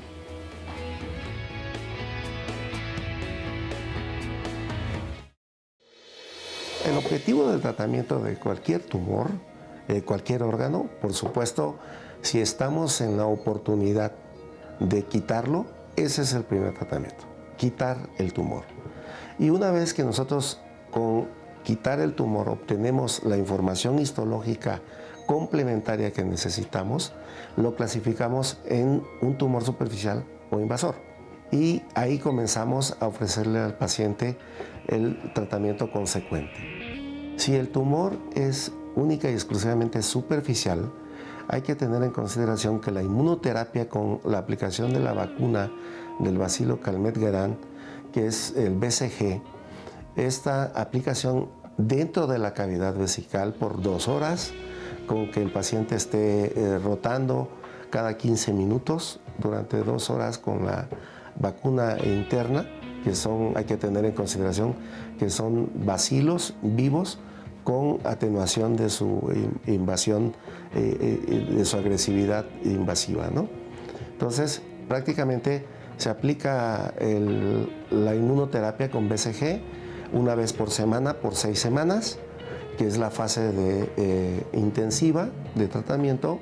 La fase complementaria o de sostén la vamos a aplicar una vez por mes, por 6 meses, o después a veces hasta 1 año podemos dejarla, y ahí seguimos al paciente. ¿Qué objetivo tiene la aplicación de la terapia intracavitaria con BCG? Retardar la progresión del tumor, si es que aún quedase algo de tumor porque no fue posible quitarlo al 100%. 2, retardar el tiempo de recaída del tumor. Con estos 2 factores vamos a alcanzar que es una sobrevida sin actividad tumoral. Tenemos que mencionar que hay otros componentes, no es solamente la vacuna con BCG, porque algunos pacientes van a presentar una reacción a la aplicación de BCG, dándoles un cuadro que nosotros conocemos como BCGitis. Y esta BCGitis hace imposible que el paciente siga recibiendo la aplicación de BCG. Por lo tanto, tendremos que echar mano de algún otro tipo de medicamento. Y entonces echamos manos de otros estilos de medicamentos. ¿Cuáles?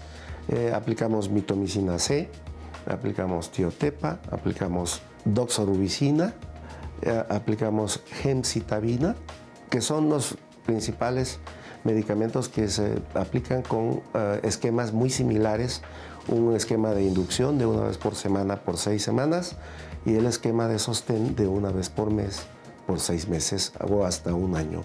Esto es con respecto a la aplicación y tratamiento para el cáncer superficial. Muy importante la información que acabamos de ver y de escuchar. Alfredo Méndez nos dice, ¿cuál es el examen o estudios que se deben realizar para detectar el cáncer de vejiga? ¿Es el mismo que el de próstata? Nos pregunta y nos manda saludos. Luis González, no había escuchado que también en la vejiga se puede dar el cáncer. Como siempre, muy interesante el programa de hoy. Tengo unas recomendaciones. ¿Podrían usar términos un poco más coloquiales y hablar de manera más pausada para que los que no somos médicos podamos entender mejor? También tengo una pregunta. ¿Una persona que tiene insuficiencia renal o problemas con los riñones puede tener problemas al mismo tiempo en la vejiga? Y saludos. José Luis Dávalos.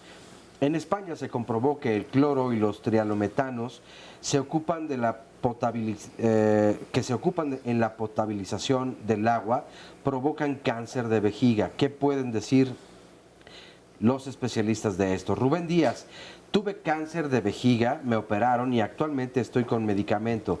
Adicional a esto me recomiendan el tratamiento con BCG, que precisamente acabamos de ver en la cápsula. No lo conozco y quiero saber si es útil o si de verdad me va a ayudar. Espero los comentarios de los especialistas.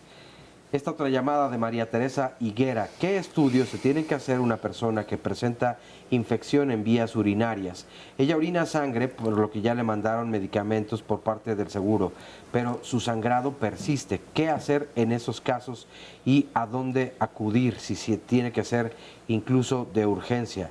Les agradezco mucho. Liz AG nos dice: hace año y medio me quitaron un tumor, estuve con mitomicina, ahora estoy en remisión. Se dejó de fumar en mi casa. Cuando hay visitas o voy de visitas, nadie fuma adentro. Pero cuando estamos al aire libre, sí. ¿Esto afecta igual o no? Y por otro lado, ¿qué tanto las pinturas para manualidades afectan? ¿Qué alimentos evitar y cuáles sí se pueden consumir? Noemí nos dice: mi madre tiene 86 años y hace 6 meses tuvo un fuerte sangrado por 2 días. La trataron en el IMSS diciendo que fue cistitis crónica. Poco después, el urólogo le dijo que en su riñón tenía una bolita de grasa y no se puede operar.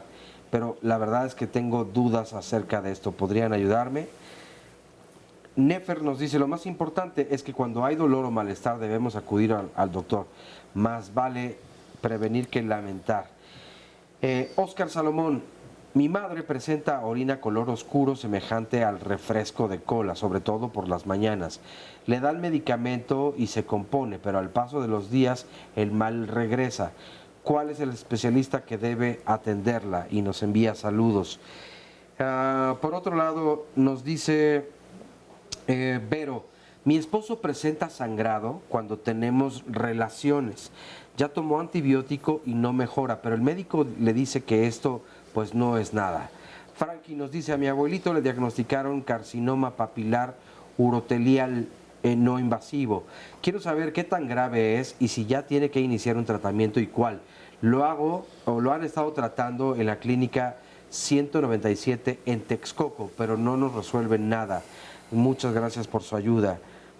Jessica Herrera nos dice: los ciclistas que tienen que recorrer distancias muy largas, 3 o 4 horas montados en la misma, pueden ser un factor de infecciones urinarias. Muchas gracias. Vicky Florbar nos dice: tengo vejiga distendida. ¿Qué problemas puede presentar dicha situación? Tuve disgerminoma de ovario y el tumor se agarró de la vejiga, nos comparte Diana. ¿Existe algún riesgo además de lo que ya me ocurrió? Ginny Muñoz nos dice: excelente programa, los veo todos los días y vivo en Bakersfield, California. Pues saludos hasta allá a todas las personas. Tengo cáncer en la vejiga. ¿Es normal ir al baño constantemente, por decir cada 30 minutos? Nos pregunta y nos comparte Abelardo Bonilla García. Las personas que tenemos vejiga caída, nos dice Marta Ortega, ¿qué sucede? Uno de los síntomas es no se puede aguantar de orinar, pero ¿cuáles pueden ser los riesgos? Parte de las preguntas que hasta el momento nos llegan aquí. Muchas gracias por compartirlas. Y vamos a hablar de tratamiento, pero tenemos otra cápsula que nos complementa la cápsula anterior de tratamiento, que hay que verla para regresar a hablar con los doctores. ¿Qué pasa con aquel paciente que tiene un tumor invasor? Que ya agredió, ya invadió, como su nombre lo dice, al músculo vesical. Ese enfermo tendremos que proponerle, en cuanto sea posible, quitar la vejiga. ¿Qué hacemos con el tratamiento de quitar la vejiga? Si es la mujer, se debe de quitar la totalidad de la vejiga con lo que es la matriz, si es que existe la matriz, porque es no posible que esa mujer se vaya a embarazar después del tratamiento, si nosotros le hacemos una nueva vejiga con intestino.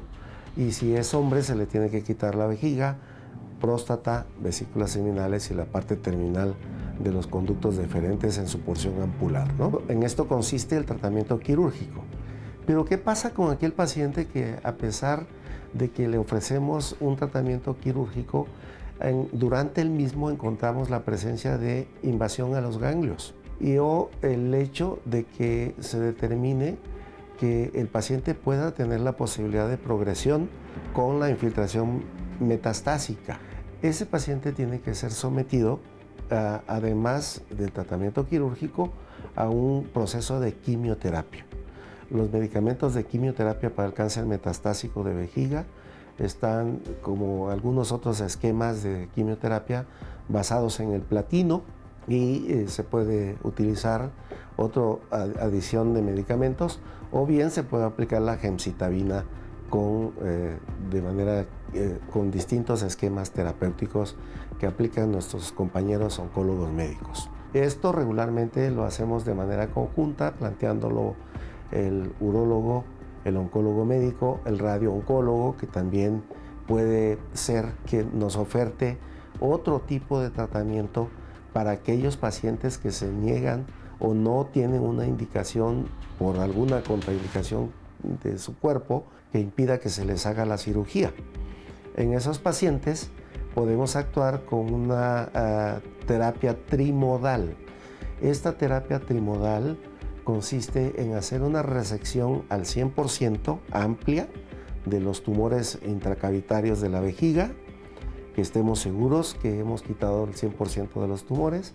Después, en manera conjunta y mancomunada con el radiooncólogo, se aplica una terapia que puede ser, que ellos llaman la terapia sándwich. Después de haber hecho la resección del tumor, se pasa a quimioterapia inductora, radioterapia y vuelve a quimioterapia. Doctores, como vemos es amplísimo el tratamiento. Puede empezar desde algo muy sencillo hasta algo mucho más serio dependiendo de la estadificación. ¿Qué nos pueden decir de esto? Pues primeramente remarcar que efectivamente el abordaje inicial, como ya se ha establecido, lo hace el urólogo, ¿sí? Que es quien obtiene al final el tejido que se va a analizar para poder definir el tratamiento. Y en este punto el determinar la profundidad de la invasión del tumor, o sea, si abarca hasta la capa muscular, pues es fundamental. Posteriormente a esto hay que remarcar que el manejo debe hacerse de manera multidisciplinaria, como se comentaba en el video, sobre todo porque las decisiones marcan mucho de lo que pueda uno esperar en la evolución de los pacientes, en qué tanto pueda tener incluso de más de vida el paciente. Entonces es algo que influye hasta en ese aspecto, aparte de todas las decisiones y lo funcional que pueda resultar un tratamiento. Entonces, como se comentaba de manera inicial, se quita el tumor, se ve la profundidad, y si es un tumor superficial, ese tumor, pues bueno, como se mencionaba ya, se solucionó, y el manejo que se da posteriormente es con la BCG, que es la vacuna que también tiene un uso, como es la vacuna antitetánica, que previamente todos conocemos por para la tuberculosis. Entonces, en ese sentido, lo que ocasiona esta vacuna es como un estímulo en el ambiente local de la vejiga y hace que las defensas de esa zona pues ataquen a las células tumorales, y esto prevenga que la enfermedad recaiga o avance si es que está localizada en esa área. En ese aspecto hay que mencionar que tenemos que utilizar otras opciones en la actualidad porque no tenemos la disponibilidad de la vacuna en todos lados. Hay un desabasto de esta vacuna, porque no es la misma vacuna que utilizamos para la prevención de la tuberculosis, sino que las dosis y la presentación es diferente. Una cuestión aquí importante para abordar esto, como mencionabas, aquí dos conceptos: recurrencia y progresión. Recurrencia es, ya quité el cáncer, si salió superficial, tengo que evitar de que vuelva a salir, de ahí va encaminado el tratamiento. Y progresión, de que si una vez si está ese cáncer, no permitir que invada, como Que mencionábamos, siga creciendo. que se vaya hacia lo que es la tierra, ¿no? Dejarlo si en un momento dado, nada más que crezca sobre el plano superficial. Entonces lo quitamos, entonces hay medicamentos, como en este caso la BCG, que es intravesical, que disminuye la recurrencia, o sea, que pueda volver a salir a un futuro, y disminuye también la progresión de que se vaya más profundo a invadir las demás capas. Y una de las cuestiones es que este tratamiento mediante BCG, eso es lo que ayuda para evitar. Y una vez que si en un momento dado el patólogo te dice, sabes que ya invadió todo hasta adentro, entonces sí, se tiene que optar por otro tratamiento más radical. En este caso, pues quitar la mayor parte de la vejiga, ¿no? Entonces, quitar toda la vejiga y hacer una derivación urinaria. Entonces, ¿Hacer una qué? una derivación urinaria. O sea, los tubos, por algún lado tiene que salir esa orina. Ok. Entonces, tienes que hacer una cirugía que te ayudas mediante partes del intestino para que puedas expulsar esa orina del organismo. Es decir, estos tubos los van a unir hacia el intestino para que siga drenando la orina. Así es una cirugía pues, muy compleja, obviamente, y que nos ayuda a que esa orina se tenga que expulsar por algún lado, ¿no?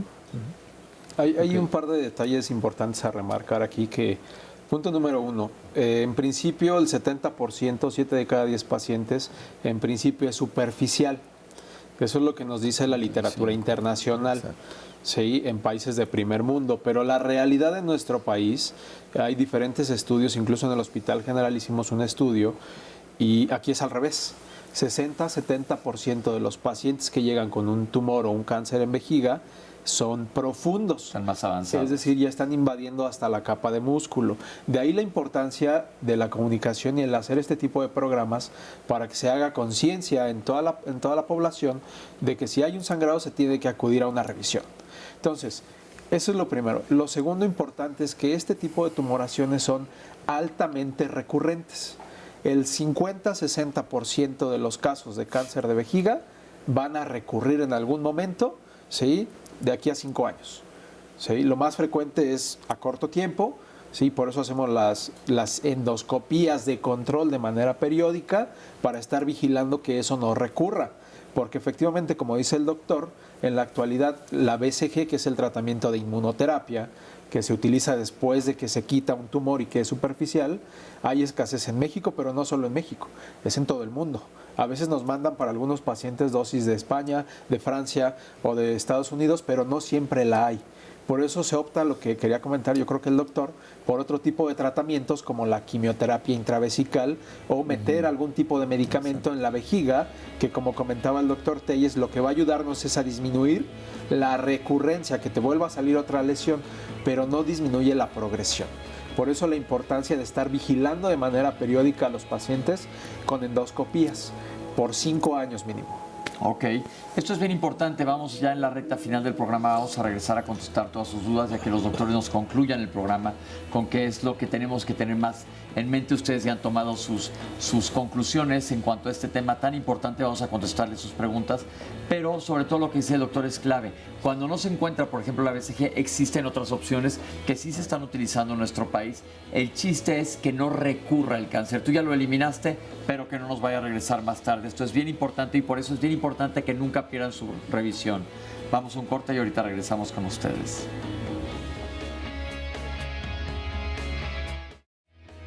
Estamos de regreso aquí en Diálogos en Confianza y el lunes de la próxima semana nuestro tema será vivir con lupus. ¿Qué es el lupus? ¿Qué enfermedad? ¿Qué tipo de enfermedad es el lupus? Una enfermedad inmunológica incurable que puede afectar a la piel, las articulaciones, los riñones, los pulmones y el sistema nervioso. También puede significar sufrir el desconocimiento de los profesionales para el diagnóstico y de ahí pues entonces comienza un largo peregrinaje para llegar a dicha enfermedad. Pero ¿qué es lo que puede hacer una persona para vivir con una mejor calidad de vida si ya se tiene esta enfermedad? ¿A qué edad es más común que se presente? ¿Afecta más a las mujeres o más a los hombres? ¿Quién es el especialista al que se debe acudir? De eso y mucho más hablaremos el próximo lunes en punto de las 9:30 de la mañana. Y si quieren venir aquí al estudio, entonces marquen ahora mismo al 53 41 44 35. Este es el resumen de la segunda parte. es un factor de riesgo bien importante. La radiación hacia el hueco pélvico nos puede incrementar 2-3 veces más el riesgo de desarrollar un cáncer de vejiga. Por ejemplo, infecciones de repetición, infecciones que son constantes, de difícil manejo, también pudieran tener cierto papel aunado a otros factores. No precisamente tienes cáncer, o sea, siempre es importante indagar en qué tipo de hematuria estás tratando. Entonces, y de igual manera, no significa que una persona que haya tenido hematuria, o sea, que no se puede ver, sino nada más salen los exámenes, no significa que tampoco, también es un cáncer que no se está diagnosticando. El especialista que tiene que ver esto es el urólogo como tal, es el que tiene las herramientas para buscar las diferentes causas de un sangrado de este tipo. Pero también no significa que todos los tumores de vejiga, hay ciertos tumores de vejiga que se van a poder diagnosticar con la orina y hay otros que no. La citología urinaria, el patólogo, primera no lo valora un laboratorista, sino la mayor parte de las veces lo hace un patólogo. Y algunas características que los patólogos observan en las células que dicen, bueno, este es característico de tal estirpe tumoral o este es característico de esto. Entonces, que nos pueden llegar al consultorio con datos de que aparentemente están sangrando, pero una de dos, o pueden ser mujeres que estén en su periodo menstrual, es que puede ser que hayan comido algo que se deseche por vía urinaria y la orina se tiñe de color rosado, que son ese crecimiento, sí, en toda la vejiga que se ve negra porque está llena de orina, se ven unas zonas más blancuzcas que son las partes del tumor que está creciendo hacia adentro de la vejiga. Más bien la tomografía como primer punto, porque también un tumor renal te puede dar sangre en la orina y entonces te va a ayudar a estadificar, te va a ayudar a ver de dónde viene y ya después a la exploración en el quirófano, bueno, haces la palpación bimanual, te va a dar una idea si invade matriz o si canal vaginal o hacia el recto. Perfecto, estamos listos para contestar las preguntas. ¿Tienes un par de llamadas más antes de que conteste yo, Oscar? Sí, así es. Mira, la primera llamada es de Lucas Salgado. Me están aplicando la vacuna oncológica BCG de 3 meses para acá, me lastimaron el pene y tengo unos dolores terribles y lesiones. Hace un mes me volvieron a operar ¿Por qué son tan fuertes los dolores en el pene y qué es lo que debo o puedo hacer? Gustavo Estrada Hernández, aconsejaría que cuando se tenga hematuria se acuda alternativamente al urólogo porque en muchas ocasiones el diagnóstico de otros especialistas no es tan objetivo. Felicito a los doctores del panel y en especial al doctor Rosas Nava. Ginny Muñoz nos dice, ¿cómo sé si la vejiga está caída? ¿Es esta afección solo para mujeres y hay una edad específica para este procedimiento o padecimiento? Y finalmente, un agente nos dice, por favor, ¿me pueden decir qué tan eficaz es el ultrasonido vésico prostático? Muchas gracias y muy buen día. Bueno, finalmente rápido, esta de Laura Elena Muñoz. En mi familia, desde mi mamá, mis hijas y yo, nos da frecuentemente cistitis, nos dan antibióticos. ¿Sería necesario como prevención relanzar estudios de orina de las 3 fases? Se llega al cáncer con la cistitis continua 2 o 3 veces al año. Y si los químicos, nos pregunta Elvira Pérez, se utilizan en una lavandería, son dañinos para los riñones, porque ha estado con mucho dolor y esto es constante. Bien, son muchísimas preguntas las que nos enviaron. Acabo de recibir ahorita una pregunta de Los Ángeles. Vamos a contestarlas, doctores, vamos a contestárselas lo más directamente que podamos. Agradezco los comentarios. Nos escribió la señora Jonasa de Los Ángeles, le mandamos un saludo muy grande hasta allá. Y alguien preguntaba, ¿se puede prevenir este cáncer? 100%. ¿Sí? ¿Cómo? Evitar contacto con tabaco, evitar o tomar las precauciones. Si es que trabajan en alguna industria, pues tener las precauciones de lo que comentamos adecuadas. Anteriormente. Exacto. Perfecto. Las infecciones de vías urinarias, hay muchas preguntas de repetición. ¿Vale la pena estar en contacto con el urólogo o que las maneje el ginecólogo? No, las tiene que ver el urólogo para buscar factores de riesgo adicionales, como comentaba el doctor, y darles un manejo. Perfecto. ¿Aguantarme para ir al baño me puede causar cáncer? De vejiga no. Ok. Cuando tenemos el sistema inmunológico deprimido, ¿estoy más dispuesto a tener cáncer? ¿Qué quiere decir? Le preguntaré a quien nos escribió esto. El sistema inmunológico deprimido. ¿Tienes diabetes? ¿Tienes lupus? ¿Tienes infección por VIH? Hay que ver cuál es la situación específica de cada uno para tener el sistema deprimido. Alguien decía que ¿cuál es el cáncer más común? El más común es el urotelial. Urotelial. ¿La obesidad es un factor de riesgo? No, no para este cáncer. No para este cáncer. Cuando fumamos con vaporizadores, ahora están muy de moda los cigarros electrónicos, ¿esto también es un factor de riesgo? Contienen alquitrán, algunos de ellos, entonces sí sigue siendo un factor de riesgo. ¿La marihuana es un factor de riesgo? No, como No hay tal. asociación. No para esto, para otras cosas. ¿Los colorantes en los alimentos procesados causan este cáncer? La mayoría de los colorantes son de origen vegetal, y como hablábamos, son los de origen de derivados de anilinas, entonces no se observa. Entonces, los que están en los alimentos normalmente no son un riesgo para pacientes que tengan cáncer. Mi esposo tiene muchas ganas de orinar continuamente y mucha urgencia. ¿Qué debe de hacer? Ver a su urólogo. Ver al urólogo. Ok. Los alimentos ricos en antioxidantes nos van a ayudar porque el cáncer está causado por células oxidadas. ¿Qué opinan, doctores? No, en general no tienen algún efecto. Porque esto es una cosa que se ha puesto muy de moda. No sé si han visto en los anuncios de coma moras porque son muy buenas de antioxidantes, coma talco, pero ¿qué va a hacer uno? ¿Comerse un barril diario? Evidentemente Sí, no. específicamente para esto no. Entonces, no lo previene. llevar una alimentación balanceada. Bien, ¿los insecticidas causan este cáncer? Los No, pesticidas. no, ninguno de los insecticidas o pesticidas, como lo mencionábamos, hay un factor que predispone para cáncer de vejiga, ¿no? Bien, alguien habló de drogadicción y decía que si el cristal, la metanfetamina, causa cáncer. Pero te destruye la vida por otros lados, pero no te causa cáncer de vejiga. Cuando éramos chicos nosotros jugábamos muchos con anilinas. Yo me uno a esto también para pintar ropas y demás. ¿Estamos en riesgo? No, afortunadamente los derivados de anilina se pueden eliminar hasta en un lapso de 3 meses. O sea que antes era muy común salir a jugar en charcos de agua con los tenis que estaban colorados con anilinas y se absorbía, pero no tienen mayor trascendencia. Ok, es gente que está mucho más en contacto. Perfecto. Recibí tratamiento para carcinoma cervicouterino y me lastimó la vejiga. ¿Qué hago? A ver si radioterapia. Tiene que estar en vigilancia con su oncólogo. Perfecto. ¿Es posible que un cáncer de próstata se haga metástasis a la vejiga?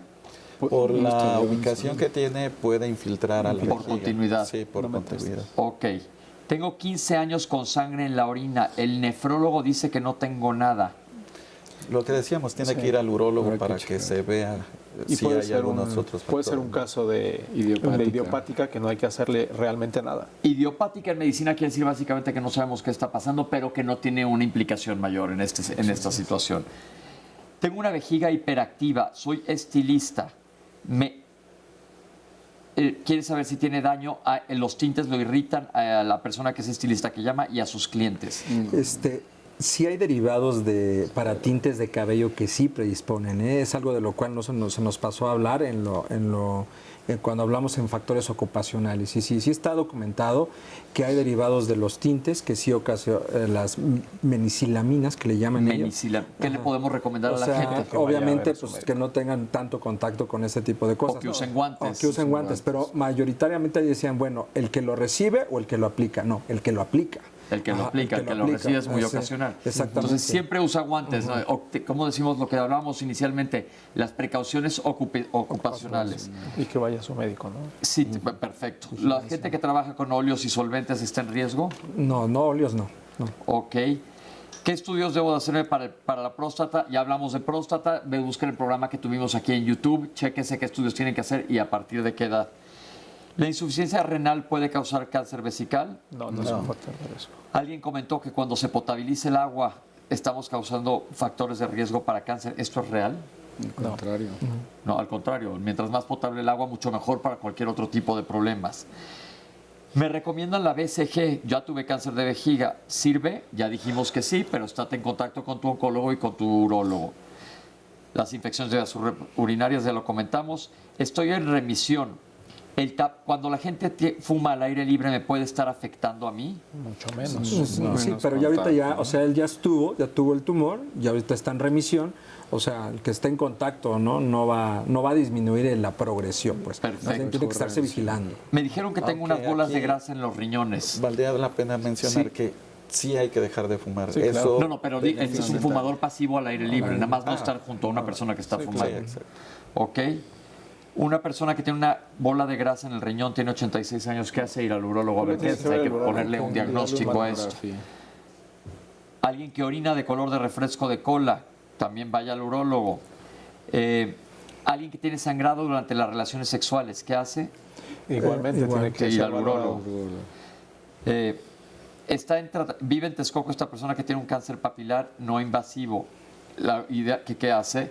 Estar en contacto con tu urólogo. Ya evidentemente tienes un diagnóstico y ver qué es lo que sigue, tu estadificación y ver qué es lo que le funciona. ¿Los ciclistas tienen riesgo urinario por estar sentados así todo el tiempo? No, solo tienen mayor riesgo de tener prostatitis, lo que mencionaba, nada más. Me dijeron que tengo una vejiga distendida. ¿Esto es un factor de riesgo o qué hago? No, no es factor de riesgo, pero hay que ver por qué está así y que le den un manejo dirigido a ello. ¿Alguien que tuvo cáncer de ovario puede tomar la vejiga el cáncer de ovario? Sí lo puede tomar también por la ubicación que tiene, pero no tiene que ver con el cáncer de vejiga como tal. Y la última, para dar conclusiones, ¿la vejiga caída es un factor de riesgo? No es un factor de riesgo. Perfecto. Doctores, vamos a concluir. ¿Qué le podemos dejar cada uno de ustedes en unas palabras a las personas que nos están viendo como conclusión? Doctor. Hablamos de la enfermedad localizada a la superficie de la vejiga. Faltó hablar, por ejemplo, de la que invade el músculo. La que invade el músculo tiene que tratarse con quimioterapia, luego hacer el manejo quirúrgico. Pero sí se mencionó en la cápsula, sí. Sí, exacto. Remarcar esa parte. Invasión al músculo significa darle quimioterapia, después hacer cirugía. Y también hay que tomar en consideración que en la actualidad, aparte de la quimioterapia, la inmunoterapia ha venido a revolucionar el manejo del cáncer de vejiga. Los tratamientos en la actualidad van en ese sentido, con medicamentos que estimulan al sistema inmunológico, que lo despiertan y que mejora la respuesta a los tratamientos en el cáncer de vejiga y que incluso prolongan el tiempo de vida de los pacientes. Gracias, doctor. Conclusiones. Primariamente no alarmarse de que obviamente cuando tienes una hematuria, que es el factor que más hablamos de ello, alarmarse de que puede haber. Primeramente, ir con un especialista que te informe, ir descartando las tres causas que normalmente ocasionan sangrado del tracto urinario y obviamente sacar una conclusión. Si te dicen esto, obviamente el cáncer de vejiga es muy benévolo cuando se diagnostica en etapas tempranas. Entonces puedes tener, efectivamente, ¿tiene mayor recurrencia? Sí. Pero si tienes una vigilancia apegada y estricta, como dice en la literatura, vas a tener un buen pronóstico.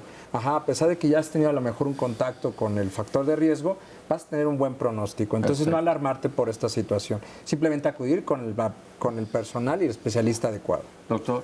Pues siendo un poco repetitivo, como cualquier tumor, si lo detectamos a tiempo es curable, el pronóstico es muy bueno si estamos a tiempo. Y también, sobre todo, buscar a un médico especialista. Que sea un especialista certificado, insistimos siempre aquí. Importante. Doctor. Sí, sobre todo ratificar que aquí se han aterrizado muy bien los factores de riesgo, se ha platicado a la gente en general, simplemente hacer énfasis ellos en esos factores que pueden tener y si ante la mínima sospecha, molestia, acudir a un especialista para que sean evaluados de una forma correcta. Ok. Entonces, nada más para cerrar el programa, muchísimas gracias por estar con nosotros. El cáncer de vejiga sí existe, nos decía hay gente que no sabía que ni que existía. Fumas, factor de riesgo número 1, evita fumar por todo lo que implica el tabaquismo. 2, si tienes algún otro de los factores de riesgo, toma precauciones para que no vayas a presentar este tipo de complicaciones. Si sabemos que si trabajas en una fábrica grande o alguna industria mayor, hay precauciones, pero ojo con las industrias pequeñas. Luego, ¿después de qué edad conviene hacerse un examen general de orina? Alrededor de los 40 años. Un examen general de orina al año por ver si hay sangre escondida. Si hay sangre escondida, acude con el urólogo. Luego, si tienes sangre en la orina y la ves, evidentemente, acudo con el urólogo. Ahora, si ya te diagnosticaron que has tenido infecciones de vías urinarias de repetición, que son muy comunes en las mujeres, no debes de estarlas teniendo continuamente porque ya vimos que este es un factor de riesgo para inflamación de la vejiga y, por lo tanto, para un factor predisponente para cáncer. Entonces, también ve al urólogo para evitar que te vaya a suceder cualquier cosa de estas. Ahora, si ya tienes cáncer de vejiga, tienes que estar muy de la mano de tu oncólogo y del urólogo. ¿Qué va a hacer el urólogo? Va a estadificar este cáncer, va a ver qué tan profundo está, qué tan agresivo, y dependiendo de la profundidad del cáncer, que tristemente en nuestro país vienen más adelantados que en otros países, se les va a llevar a cabo un tratamiento específico para mejorar el pronóstico. Y estas son básicamente las conclusiones, Oscar. Tengo la pregunta de una usuaria, Marta Ramos Ávila, y nos dice, a mi esposo le quitaron la vejiga, ¿qué probabilidades hay de que regrese el cáncer en otro órgano? Por favor, contéstenme, se lo suplico. Ya habían respondido un poco, había un 50% Sí, de un 50% probabilidades. de posibilidades, qué bueno. Ok, un 50% de posibilidades, pero que no deje de estar en contacto con su urólogo porque la tocada con cáncer es detectar las cosas chiquitas para poderlas manejar. Se nos acaba el programa, Oscar, muchísimas gracias. Y gracias a todas las personas que se han comunicado y desde remotas distancias, por ejemplo, José Ángel Rangel nos manda saludos desde Irvine, California, nos mandan saludos desde Cuernavaca, nos mandan saludos desde Bakersfield, California, esto sí ya lo había dicho, también desde Sonora, nos mandan saludos desde Puebla, nos mandan saludos desde el estado de Veracruz, también desde Oaxaca, en fin, desde muchos lugares de la República. Ahora tenemos muchos californianos también que recibí yo de la señora Jonasa, muchas gracias. A toda la gente que nos acompañó aquí en el estudio, muchas gracias por venir, esperemos les haya funcionado el tema y compartan la información que tenemos. A ustedes en su casa, muchísimas gracias. Los que no lo alcanzaron de ver, recuerden que a partir de mañana o pasado va a estar ya en YouTube y lo pueden ver en todas las redes sociales. Ya veo que mucha gente va con el teléfono viendo el programa y nos da muchísimo gusto. Y quiero agradecer a todos los especialistas que nos acompañaron el día de hoy. Creo que hemos hablado de un tema que es un tema que se aborda poco, pero que es importante que lo toquemos. Y gracias por compartir con nosotros. Muchísimas gracias por estar con nosotros. Esto fue Diálogos en Confianza. Nos vemos a la próxima.